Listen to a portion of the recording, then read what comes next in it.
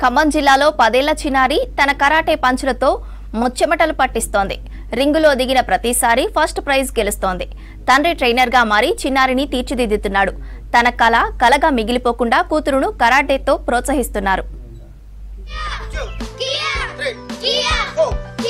ఖమ్మం జిల్లా గోపాలపురానికి చెందిన సఫీ షిరిన్ షోటోకాన్ కరాటేలో అనేక బహుమతులు గెలుచుకుంది.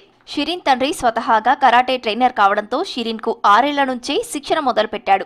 దీంతో జాతీయ, అంతర్జాతీయ స్థాయిలో రికార్డులు తిరగరాస్తోంది Shirin. 2024 FSAK world cup karate championship లో భాగంగా గోవాలో జరిగిన టోర్నమెంట్ లో కథ అనే విభాగంలో గోల్డ్ మెడల్, కుమితి విభాగంలో సిల్వర్ మెడల్ సాధించింది ఈ చిన్నారి.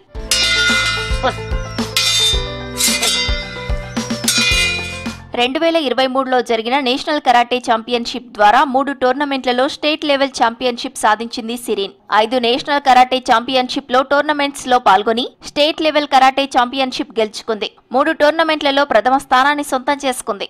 నేను ఫోనోకోసే షోటోకాన్ కరాటీలో పార్టిసిపేట్ చేశాను.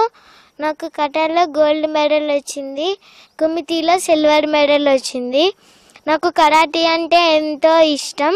మాకు ఇక్కడ కరాటీ ప్రాక్టీస్ చేయడానికి ప్లేస్ లేదు. గవర్నమెంట్ కూడా సపోర్ట్ చేస్తే ఇండియాకి గోల్డ్ మెడల్ తేవచ్చు.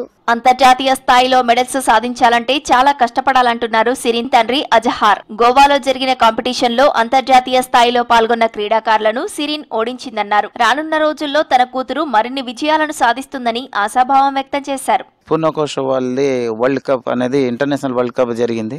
దాంట్లో మా పాప కథలో గోల్డ్ మెడల్ సంపాదించడం జరిగింది. కుమితిలో సిల్వర్ మెడల్ వచ్చింది.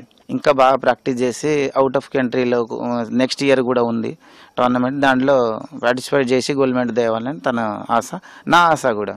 కూతురుతో పాటు అనేక మంది పిల్లలకు తన భర్త ఫ్రీగా కోచింగ్ ఇవ్వడం ఆనందంగా ఉందన్నారు సత్యవతి. ఆడపిల్లల ఆత్మరక్షణ కోసం ఇలాంటి శిక్షణలు అవసరమన్నారు.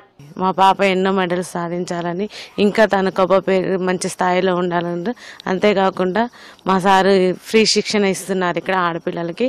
వాళ్ళు కూడా మా పాపతో పాటు టోర్నమెంట్లలో వెళ్ళి గెలవాలని ఆశిస్తున్నారు సార్. ఆర్థిక భారం వల్ల పూర్తి స్థాయిలో శిక్షణ ఇవ్వలేకపోతున్నానన్నారు అజహార్. బార్లో చెఫ్ ఉద్యోగం చేస్తూ కుటుంబాన్ని పోషిస్తూ 10 మందికి కరాటే నేర్పిస్తున్నానని చెప్పారు.